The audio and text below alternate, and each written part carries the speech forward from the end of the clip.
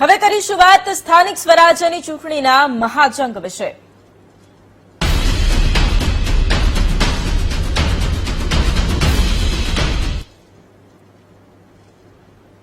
વડોદરા મહાનગરપાલિકાની ચૂંટણીમાં હવે બેનર વોર શરૂ થઈ ગયું છે। શહેરના વોર્ડ નંબર 10 બાદ હવે વોર્ડ નંબર 15માં પણ બેનરો લાગ્યા છે। સ્થાનિકોએ કોંગ્રેસના વિરુદ્ધમાં બેનર લગાવ્યા છે। સોસાયટીમાં બિન રામ ભક્તોએ પ્રવેશવું નહીં તેવા બેનરો લગાવવામાં આવ્યા છે। અયોધ્યામાં રામ મંદિરનો વિરોધ કરનાર કોંગ્રેસ પાર્ટી સામે હવે લોકો વિરોધ કરી રહ્યા છે। વ્યક્તિ સામે વાંધો નથી પણ પાર્ટી સામે વાંધો હોવાના બેનરો લાગ્યા। ભાજપમાંથી કોંગ્રેસમાં ગયેલા આશિષ જોશી આ વોર્ડમાં ચૂંટણી લડી રહ્યા છે। તો હવે ફરી એકવાર વડોદરામાં આ પોસ્ટર વોર બેનર વોર શરૂ થયું છે। મહાનગરપાલિકા ચૂંટણીમાં હવે બેનર યુદ્ધ શરૂ થયું છે અને વિવિધ ઉમેદવારો અથવા તો પાર્ટીના વિરુદ્ધમાં લોકો છે પોતાનો મત રજૂ કરી રહ્યા છે।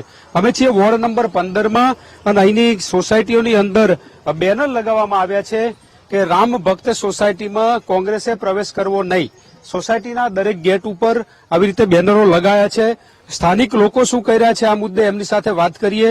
કેમ બેનર લગાવવા પડ્યા અને આ પ્રકારના બેનર શું કહો છો સાહેબ?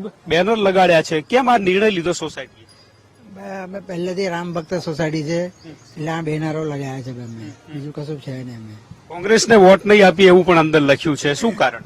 એ તો પહેલેથી અમે બીજેપીને આખી સોસાયટી બીજેપીને જ વોટ આપે છે, એનું કોઈ કારણ નથી બીજું। બેન શું કહો છો આવી રીતે ચૂંટણી વખતે આ બેનર લગાવવા કેવું સૂચક છે? તમારી શું વાત છે? અમારે આ બેનર લગાવવાનું એટલું જ છે કે જે પહેલા ભાજપમાં હતા હવે કોંગ્રેસમાં જતા રહ્યા તો એ પ્રજાનું શું જોશે? તો અમે તો જે પહેલેથી જેને વોટ કરતા હોય એને જ અમે વોટ કરવાના છે।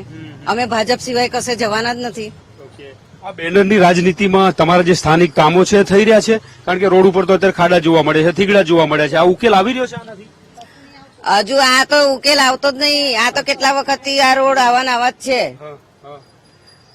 એટલે હવે આવું ને આવું કરતા હોય માણસો તો એમને વોટ કેવી રીતે આપીએ? અગાઉ પણ ભાજપની પેનલ હતી, હવે ભાજપની પેનલ આવશે તો કામ થશે તમારે એવું માનો છો? અમારા ચારે ચાર જે આયા છે ભાજપમાં એ બધા ને કામ કરે એવા જ છે અમારા, અને થશે કામ ચોક્કસપણે થશે અમારું।